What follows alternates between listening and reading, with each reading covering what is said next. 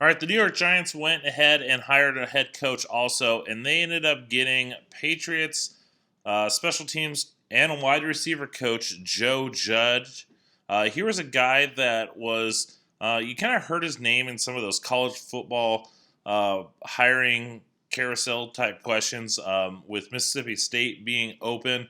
Uh, he was rumored for that job just because he's from the area.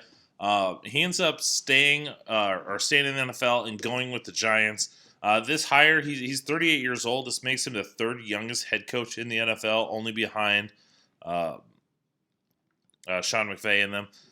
So the first thing that kind of caught me with this is since this is only the second special teams coach to get a head coaching job that I can remember, and the first since John Harbaugh.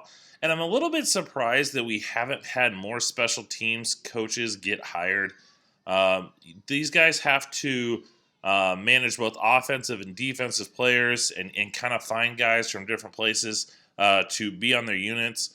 So you kind of would have thought that, these would be guys, you want your head coach to be a leader of men. And I know we get such in these habits of hiring these offensive gurus or these coaches that have run these great defenses.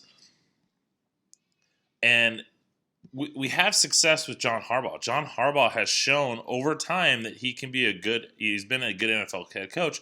So I would have thought guys would have got that opportunity, and especially a guy like Dave Taub, who had been with the Bears, legendary special teams coach with Kansas City Chiefs. The players just rave about him. So I'm rooting for Joe Judge to have success with the Giants just because I want guys like Dave Taub to get a shot also. So to be curious to see how he does. I'm not too optimistic, and it's nothing against Joe Judge. It's just I don't trust the Giants as long as they have Dave Gettleman as their general manager. He's shown he's had some good picks. I mean, Saquon Barkley was no-brainer to an extent.